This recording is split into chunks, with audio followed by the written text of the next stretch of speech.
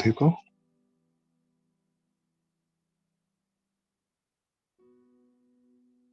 सामने निराकार और हम आत्मा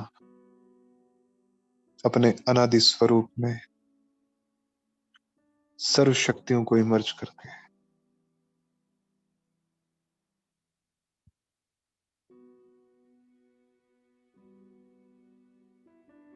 सर्वशक्तिवान पर एकाग्र।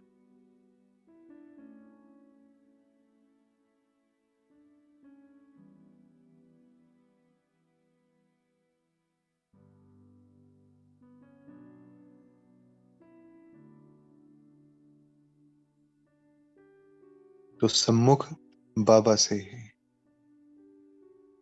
21 अप्रैल 2023 के साकार महावाक्य सार रूप में हम सुन बुद्धि बाबा पे एकाग्र।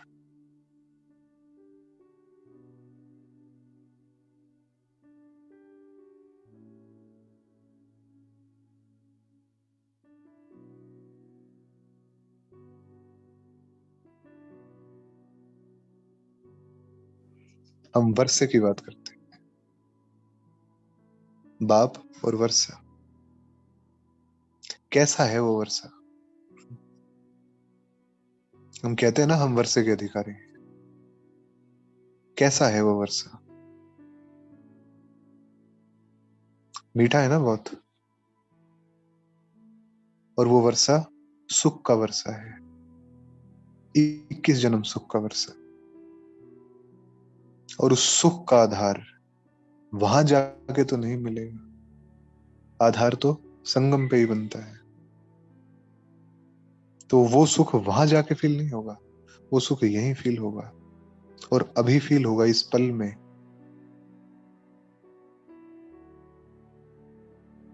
लेकिन जो अपना भाव है, जो मैं आत्मा हूं, है ना, मुझ आत्मा का जो भाव है, वो भाव वैसा ही चाहिए जैसा वहां जाने के बाद उस दुनिया में होगा, वैसा यही चाहिए। क्योंकि वहां पे कुछ नया नहीं होने वाला।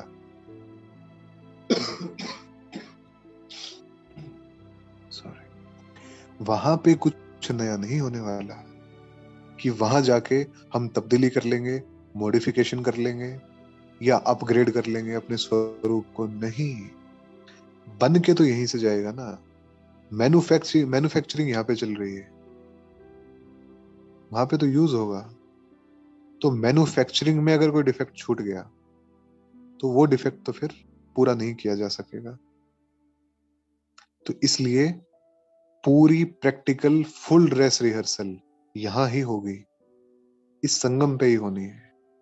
तो जैसा वहां चाहिए वो स्वरूप और वो स्वभाव प्रैक्टिकल में यहीं बनना भी है, दिखना भी है, महसूस भी होना है और उस स्वरूप की जय जयकार भी होनी है। तो इसलिए कैसा चाहिए वो स्वरूप? वो स्वरूप बहुत मीठा चाहिए, बहुत शांत चाहिए।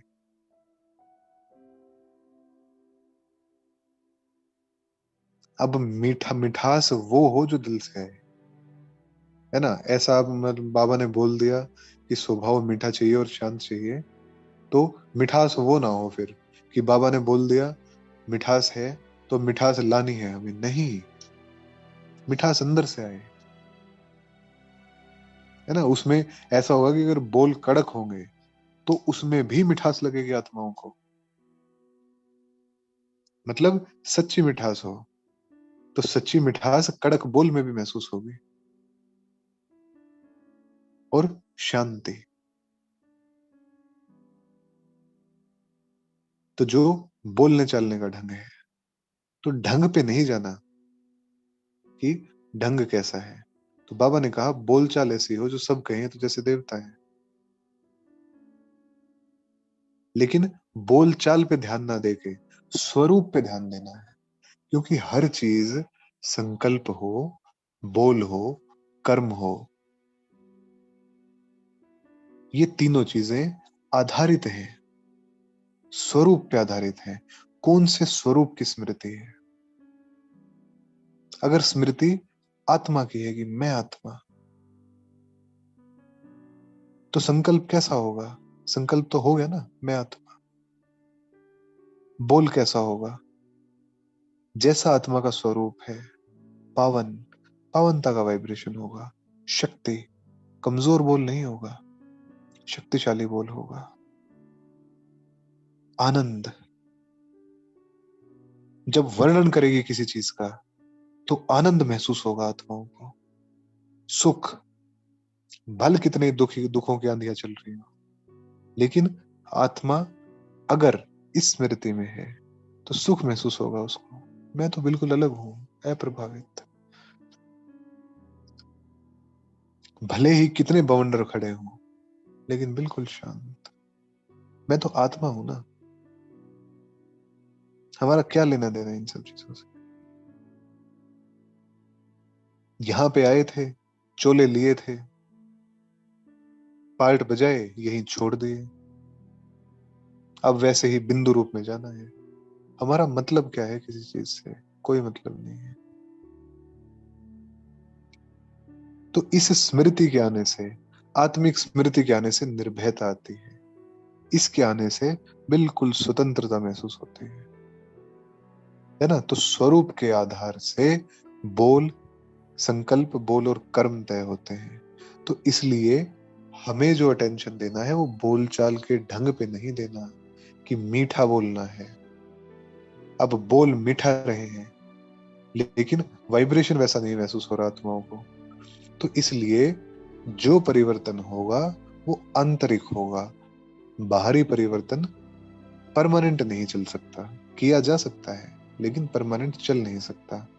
कुछ ही समय में खुद को भी खीज होने लगेगी उससे, खुद को भी असंतुष्टता महसूस होने लगेगी। क्या है ये, हम क्या करते हैं ये? और जो आसपास वाले हैं, उनको तो होने ही लगेगी। तो जो रियल चीज है ना, वो अच्छी लगती है। रियल चीज चाहे कैसी भी हो, अच्छी लगती है। तो इसलिए मीठा तो बनना है, लेकिन मिठास स्मृति में लानी है। वो स्वरूप की मिठास हो, है ना। स्वरूप की मिठास होगी तो सच्ची मिठास महसूस होगी। भले ही कम बोले, भले ही नॉर्मल बोले, लेकिन मिठास महसूस होगी। तो इसलिए दैवी मैनर्स का सर्टिफिकेट हमें संगम पे ही लेना है बाबा से। यही मिलेगा जो कुछ मिलेगा, यहाँ ही मिलेगा, यहाँ ही महसूस होगा, यहाँ ही दिखेगा, यहाँ ही स्पष्ट होगा। क्या थे, क्या बनेंगे और क्यों बनेंगे। जो बनेंगे उनको भी कर्म स्पष्ट होंगे कि ये किया इसलिए बनेंगे, और जो नहीं बनेंगे या उनके हिसाब से थोड़ा कम बनेंगे, वो भी स्पष्ट होगा कि हमारा पद कैसे कम हुआ। अच्छा, यहाँ पे हमने ये काम किया था, है ना। इतना वंडरफुल सिस्टम बनाया है बाबा ने कि असंतुष्ट कोई नहीं जाएगा। जिसको चंडाल बनना है, हम नहीं चाहते कोई चंडाल बने, है ना। हम क्लैरिफाई कर देते हैं, हम बिल्कुल नहीं चाहते कोई बने। लेकिन जो बनेगा वो भी संतुष्टता से स्वीकार करेगा कि हाँ, मेरे ऐसे ऐसे ऐसे कर्म थे, तो मुझे यही बनना चाहिए, है ना। वो आत्मा भी, कहने का भाव ये है कि वो आत्मा भी संतुष्ट होके ही जाएगी यहाँ से।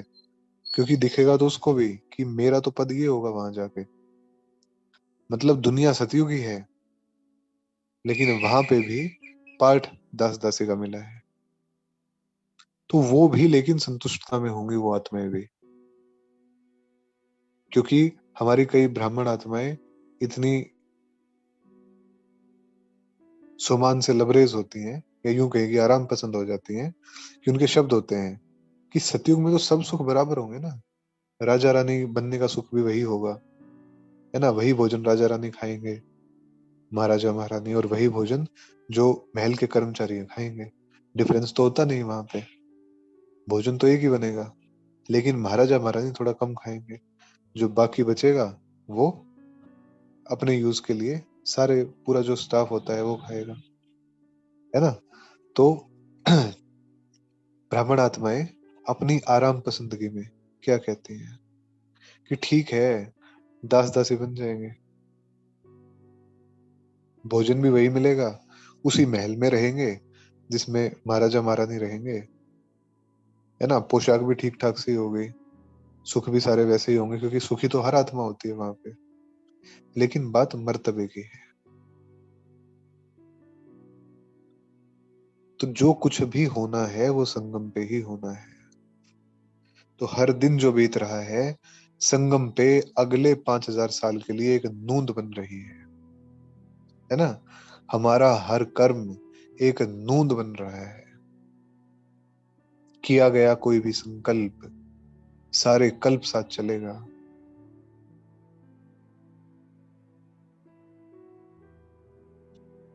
उत्पन्न हुई महसूसताएं, उनके आधार पे ही अगले कल्प की रचना हम कर रहे हैं। क्योंकि बाबा ने क्या कहा, भाग्य की कलम तुम्हारे हाथ में दी है, जितना ऊंचा लिख सकते हो लिख लो, है ना।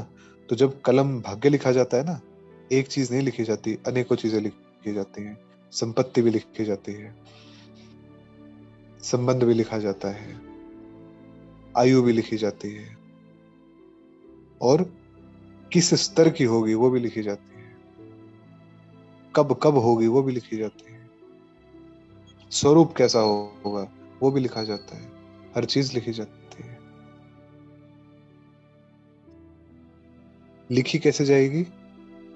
महसूसताओं के आधार पे, संकल्पों के आधार पे, भावनाओं के आधार पे। तो इसीलिए कोई किसी से आगे नहीं, कोई किसी से पीछे नहीं। हर कोई वही है जिसको, जहां उनको होना चाहिए। क्योंकि मदार है ना महसूसता पे, मदार संकल्प पे है। भल उस भाव को कोई ना समझे, लेकिन वो भाव बाप समझता है। वो भाव, ये जो प्रकृति है ना, जो दिखती है हमारे चारों तरफ, ये समझती है उस भाव को। तो इसलिए जो अंतर में बैठा है, उस चीज को कोई ना समझे इस संसार में, लेकिन प्रकृति और परमात्मा समझते हैं। और वो आत्मा जहां जहां, कोई भी आत्मा जहां जहां पार्ट बजाती है, उसके साथ जो जो भी होता है वो उस भाव के आधार पे ही होता है। क्योंकि प्रकृति पहचानती है उसको। जैसे आपने महसूस किया होगा, कोई आत्मा कहीं पे पहुंची अनजाने स्थान पे, और वहां उसके साथ कुछ ऐसी घटना हो गई कि आसपास कोई संभालने वाला भी नहीं है, लेकिन उसके 15 सहयोगी खड़े हो गए उसी टाइम अनजाने स्थान पे, आ गए उसके सहयोग में। उसको जरा भी तकलीफ नहीं होने दी, और ये भी महसूस नहीं होने दिया कि सहयोग की कमी है या वो किसी अनजाने स्थान पे है। क्यों होता है ऐसा? या चलो कोई मनुष्य आत्मा भी नहीं है, केवल प्रकृति है, लेकिन प्रकृति की ही कुछ पोजीशन ऐसी हो गई कि उस आत्मा को जो सहयोग चाहिए था वो मिल गया। क्योंकि प्रकृति पहचान रही है कौन सी आत्मा है। परमात्मा पहचानता है कौन सी आत्मा है, क्या भाव है इसका। उस भाव के आधार पे वो यात्रा चलती है। तो मुख्य है भाव, उस भाव को शुद्ध करना है। तो दैवी मैनर्स का सर्टिफिकेट बाबा से यही लेना है। तो जो इतनी सेवा बाबा बच्चों की कर रहा है, उसका रिटर्न यही है, सर्विसेबल। तो बाबा कहते कि आत्मा समझती है, बाबा हमारे लिए आया है स्वर्ग की सौगात लेकर, स्वर्ग का मालिक बनाता है, राजयोग सिखाता है। तो बाप को और विश्व के मालिक पने को याद करो। जो बाबा ने, बाप को याद करना है, जो बाबा ने स्थापन किया, और जो वो हमें बनाने आया विश्व का मालिक, उस मालिक पने को याद करना है। हम ही तो बनेंगे, हम ही तो थे, और अभी भी हम ही है।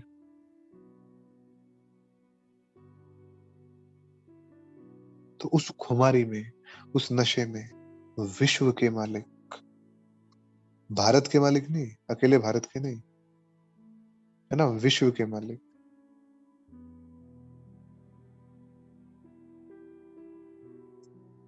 तो जो ये दुनिया है सॉरी, जो ये दुनिया है, ये दुनिया मनुष्य मात्र के रहने का स्थान है और कुछ भी नहीं है। तो जो बेहद का है ना, बेहद का बाबा है, वो तो बेहद की ही दुनिया स्थापन करेगा ना। तो वहां पे केवल भारत की बात नहीं है कि एक देश का परिवर्तन होगा, नहीं। तो जो बस ये होगा कि पूरा विश्व ही भारत है, और जो हम भारतवासी हैं वर्तमान में, वही उस समय पूरे विश्व में होंगे, अलग अलग स्थानों पे, लेकिन होगा एक ही भारत, अखंड भारत, संपूर्ण भारत, स्वर्णिम भारत, वो होगा। लेकिन हम बच्चे घड़ी घड़ी भूल जाते हैं कि सामने कौन बैठा है। हमने ना बाबा शब्द से सहज योग की अनुभूति होती है, बिल्कुल ठीक बात है, संबंध भी है, बिल्कुल ठीक बात है, लेकिन हमने बाबा बाबा बाबा बोल बोल के बाबा को इतना साधारण कर दिया है, इतना साधारण कर दिया है अपने जीवन में, कि हमें कई बार महसूस ही नहीं होता कि किसके सामने बैठे हैं और क्या बात बोल रहे हैं। है ना, थोड़ा सा होता है ना कि किसी बच्चे को याद दिलाया जाता है कि कहाँ बैठे और किसके सामने बैठे और क्या बात कर रहे हो, कहा जाता है ना, थोड़ा सा मौका देख के, है ना, मतलब पहचानो कहाँ पे बैठे और क्या बोल रहे हो। तो ऐसे ही हम बच्चे भी बाबा के साथ करते हैं, महसूस करेंगे आप सभी, हम भी करते हैं बाबा के साथ। वो विश्व का मालिक है, विश्व का रचयिता है, ये सारी रचना उसकी शक्ति से चलती है। उत्पत्ति और विलय उसमें होता है, वहीं से उत्पन्न होती है, वहीं पे विलय होता है। इस सारे सृष्टि चक्र से वो बाहर रह के इसको नियंत्रित करता है, सुचारू रूप से उसकी व्यवस्था चलती है ना। हमें कुछ समय के लिए कोई जिम्मेदारी निर्वहन करनी पड़ जाए, भारी लगने लगती है ना कि तो रोज का काम हो गया, लगती है ना, लेकिन वो निरंतर अनादि रूप से इस सृष्टि को संचालित करता है। कितनी व्यवस्था है इस सृष्टि की, कितनी वैरायटी की है, दिन रात की व्यवस्था है ना, युगों की व्यवस्था है, आत्माओं के नीचे उतरने के दौरान उनको रिसीव करने वाली व्यवस्था है, फिर उनके लिए जो साधन नीचे हैं उसकी व्यवस्था है, कितनी सारी व्यवस्थाएं हैं, है ना। वो उसको नियंत्रित करता है, वो है उसका विराट स्वरूप। और हम उसको कैसे, जैसे मतलब ऐसे ट्रीट करते हैं, जैसे कैसे, क्या एग्जाम्पल दे, बिल्कुल नॉर्मल साधारण। तो हम भूल जाते हैं बोलते बोलते कौन बैठा है सामने, और जब उसको हम साधारण कर देते हैं ना, तो फिर अपनी विशेषता भी दिखाई नहीं देती, क्योंकि हम हैं किसके साथ। अगर उसकी महसूसता में साथ कौन है, उसकी महसूसता में यदि हम कमी छोड़ देते हैं या छूट जाती है किसी कारणवश, तो फिर उसके आधार पे प्राप्ति का साइज भी हमने छोटा कर दिया, कि क्या प्राप्त हुआ वो भी छोटा कर दिया। तो जो नशा चढ़ सकता था वो चढ़ेगा नहीं, है ना। परिस्थिति सामने आई और हमें स्मृति है, सर्वशक्तिवान बिल्कुल साथ है, और हमें स्मृति आई कि हाँ, वही साधारण वाला, कि हाँ बाबा है तो, लेकिन बाबा कौन है, क्या करता है बाबा, है ना, उसका चिंतन नहीं करते हम, रेगुलर रूटीन में ले आते हैं उसको, कौन है वो, कैसा है। नई दुनिया, नया विश्व रचते हैं, है ना। ये जो बेहद का नर्क फैला हुआ है, इसको परिवर्तन करते हैं। सोचिए, घर में एक बच्चा होता है, उसको परिवर्तन करने में जिंदगी बीत जाती है और तब भी नहीं होता वो। और बाप को क्या करना है, 800 करोड़ आत्माओं को परिवर्तन करना है, और वो भी लिमिटेड टाइम पीरियड में, 100 साल के दौरान ही करना है। तो भूल जाते हैं कौन बैठा है, कौन है साथ में, कौन साथी बन गया। तो जब साथी की पहचान भूल जाती है, तो अपनी पहचान भूल जाती है। और साथी को, साथी की ऊंचाई को जब हम नहीं भाप पाते, या रेगुलर रूटीन में आके देखना बंद कर देते हैं, महसूस करना बंद कर देते हैं, तो हमारी ऊंचाई में भी फर्क पड़ता है। तो परिस्थिति आएगी यदि सर्वशक्तिवान का स्वरूप स्पष्ट नहीं है, साथी का स्वरूप स्पष्ट नहीं है, तो क्या होगा? कमजोर पड़ जाएंगे ना, क्योंकि उसके स्वरूप की स्पष्टता की, महसूसता की कमी के कारण जो हमारा सर्वशक्तियों का स्वरूप है वो भी विस्मृत हो जाएगा, वो भी नहीं रहेगा, क्योंकि आधार तो बाबा है ना, आधार तो उसकी ही स्मृति है ना। तो इसलिए साथ में कौन है ये स्पष्ट हमेशा, और नियम बना के, नियम तो नहीं कहेंगे लेकिन प्यार से, प्रेम से, अंदर के भाव से बैठ के चिंतन करना है ना, उस भाव की गहराई में उतरना कि अच्छा ऐसा है ना। तो हम बैठते हैं ना, बैठते हैं तो चित्र वही होता है, स्वरूप वही होता है, लेकिन क्या बदलता है? देखने के नजरिए में और ऊंचाई आती है, और दूसरे एंगल से दिखता है फिर, अच्छा इतना ऊंचा है। और जब वो होता है तो नशा चढ़ता है फिर, है ना, उस चिंतन के आधार पर नशा चढ़ता है। तो इसलिए विश्व का रचयिता है, डायरेक्टर है, ऑलमाइटी अथॉरिटी है, विश्व की राजाई नहीं करता। सारी सृष्टि को रचने वाला विश्व की राजाई नहीं करता, रचता जरूर है लेकिन बसता नहीं है ना। भगवान ही कर सकता है ना, रचा लेकिन बसा नहीं अपने स्थान पे। तो अब शिव बाबा कहते हैं हम तुमको विश्व का मालिक बनाने आए हैं, ऐसे नहीं सिर्फ भारत का बनाएंगे, विश्व का मालिक बनाने आए हैं। तो वर्तमान में जो भारत है यहाँ तो सब कब्र दाखिल है। तो न्यू वर्ल्ड का क्रिएटर, न्यू वर्ल्ड जो स्वर्ग है उसका क्रिएटर वो है बाप। तो याद रखना है कौन है साथ, क्योंकि वो आके नहीं बताएगा कि मैं ये हूं, मैं ये हूं, हालांकि बताते हैं, लेकिन बार बार आगे नहीं बताएगा कि मैं ये हूं। अगर साथी को बताना पड़े कि मैं ये हूं, इंसल्ट हो गई उसकी, फिर हम काहे के साथी? जब साथी को बताना ही पड़ रहा है फिर हम कैसे साथी हुए? नहीं, गहराई में उतर के, भावों की गहराई में उतर के। तो विशेष समझानी क्या मिलती है बाबा से? बच्चे देही अभिमानी बनो, देही अभिमानी, चलाने वाली हूं ये स्मृति। तो जो भी ये पांच विकार है ना रावण के, ये कब सामना करते हैं? जब देह अभिमान में होते हैं तब सामना करते हैं ये। तब ऐसा लगता है कि अटैक हो रहा है चारों तरफ से। तो बिल्कुल बिंदु बन के भ्रिकुटी में, और हटा दीजिए भ्रिकुटी को भी, नहीं चाहिए कोई साकार शरीर, बिल्कुल अशरीरी, बिंदु रूप, सामने निराकार, सर्वशक्तियों का घेरा, और निराकार सर्वशक्तिवान बाबा की शक्तियां समा रही है।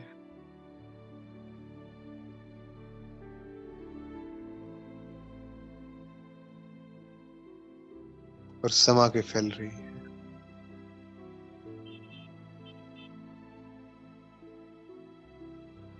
तो विकृतियां तो जहां जहां भी है अस्तित्व से, जड़ मूल से समाप्त है इस स्वरूप के सामने।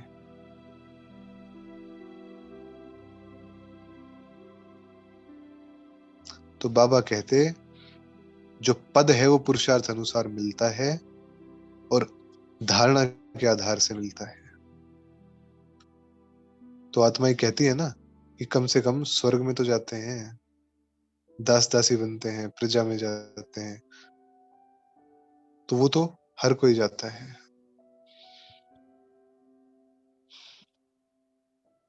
तो जो जन्म जन्मांतर के निर्विकारी पने के संस्कार चलते हैं वो चलते हैं 21 जन्म, जो अभी संस्कार हम भरते हैं खुद में।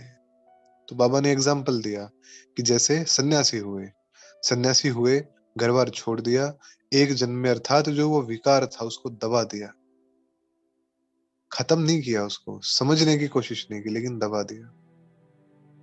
और दबेगा तो फिर क्या होगा? वो वासना तो अंदर में है ना, वो संस्कार तो है ना अंदर में, तो संस्कार वो सन्यासी होते हुए भी साथ ले जाएगा। और फिर क्या होगा?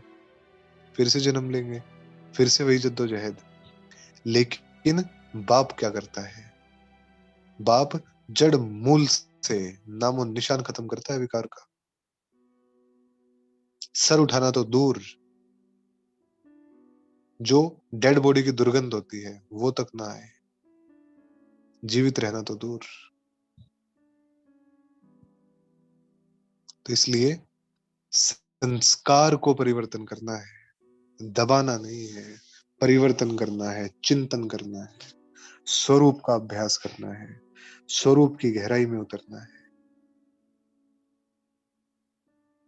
तो राजयोग सिखाने आते हैं बाबा, राजयोग। बरोबर विश्व के रचयिता शिव बाबा हमें विश्व का मालिक बनाने का पुरुषार्थ करते हैं, कराते हैं। तो ऐसी चलन बाबा देखना चाहते हैं कि हर आत्मा समझे कि ये तो जैसे देवता है। तो देवताएं तो नामी ग्रामी होते हैं ना, तो मुख से यही निकलता है कि इनका स्वभाव एकदम देवता ही है। तो इसलिए योग में रह के, अर्थात बुद्धि बाबा पे एकाग्र रखते हुए, बोलचाल को बहुत मीठा रखना है। लेकिन फिर से वही बात, ऊपरी मिठास नहीं, आंतरिक मिठास। तो परिवर्तन जो करना है वो अंतर में करना है, बाहरी तो अपने आप हो जाएगा। तो बाबा कहते कि मैं आता हूं स्वर्ग का मालिक बनाने, तो कितना मददगार बनना चाहिए, सर्विस में आपे ही लग जाना चाहिए। ऐसे नहीं कि थक गया हूं, फुर्सत नहीं है, नहीं। समय पर सब काम करने में कल्याण है। यज्ञ सर्विस का इजाफा शिव बाबा देते हैं। किसी ने उंगली भी लगाई तो बाबा ने 1000 हाथ दे दिए, एक उंगली के बदले 1000 हाथ दे दिए, क्योंकि दिलाराम है।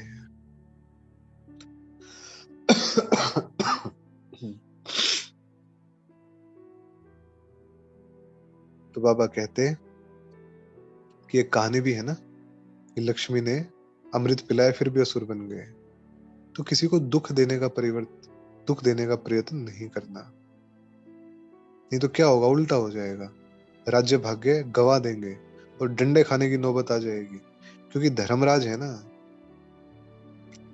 जब इनडायरेक्ट करते थे तो सजा कम है उसकी, लेकिन अब डायरेक्ट आके बाबा की मेहनत बर्बाद करते हैं तो बहुत सजा खानी पड़ेगी। ये लाइन है बाकायदा कि अब डायरेक्ट आकर फिर भी बाबा की मेहनत बर्बाद करते हो तो बहुत सजा खानी पड़ेगी, क्योंकि देवता बनाते हैं। बार बार बाबा समझाते हैं दैवी गुण धारण करना है, क्योंकि ऐसे राज्य के हम रहवासी थे और अब फिर से बनने वाले हैं कि जहां जानवर भी एक दो से प्यार करते थे, इकट्ठे जल पीते थे। तो इतनी शुद्धता थी उनमें भी, तो हमें भी बिल्कुल अभी दैवी गुण वाला बनना है, स्वयं ही सर्विस करनी है।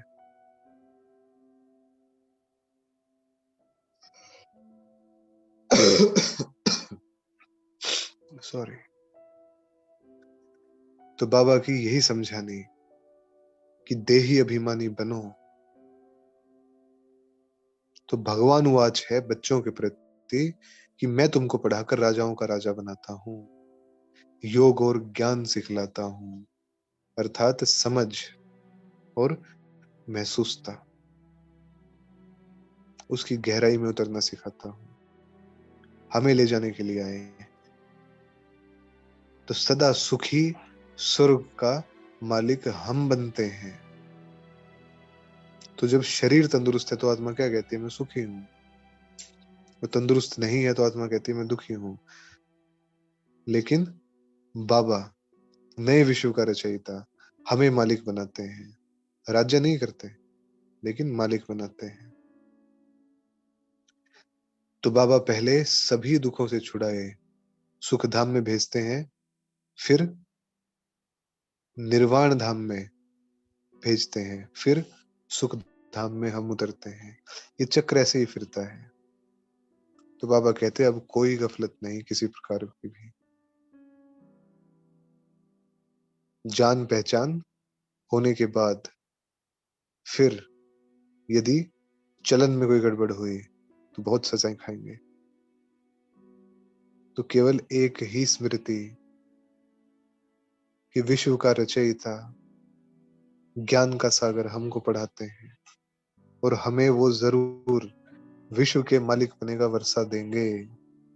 बस इतना याद रखना है कि बाबा निराकार, हम निराकार, आत्मा और बाबा,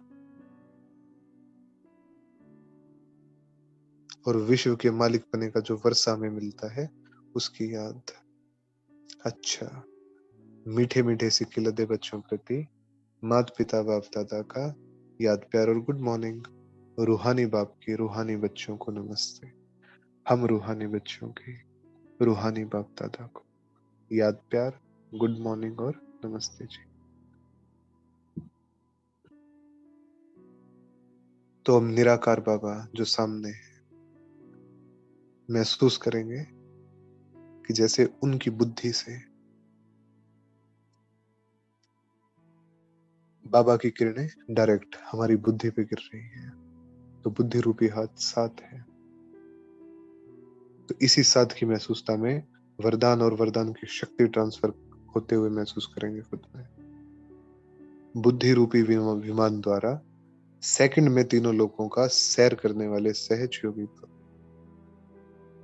बाप दादा बच्चों को निमंत्रण देते हैं कि बच्चे संकल्प का स्विच ऑन करो और वतन में पहुंचकर सूर्य की किरणें लो, चंद्रमा की चांदनी भी लो, पिकनिक भी करो, खेल कूद भी करो। इसके लिए सिर्फ बुद्धि रूपी विमान में डबल रिफाइन पेट्रोल की आवश्यकता है। डबल रिफाइन अर्थात एक निराकारी निश्चय का नशा कि मैं आत्मा हूं, बाप का बच्चा हूं। दूसरा, साकार रूप में सर्व संबंधों का नशा। यह नशा और खुशी सहज योगी भी बना देगी और तीनों लोगों का सैर भी करते रहेंगे। स्लोगन, श्रेष्ठ कर्म का ज्ञान ही श्रेष्ठ भाग्य की लकीर खींचने की कलम है। श्रेष्ठ कर्म का ज्ञान। ओम शांति।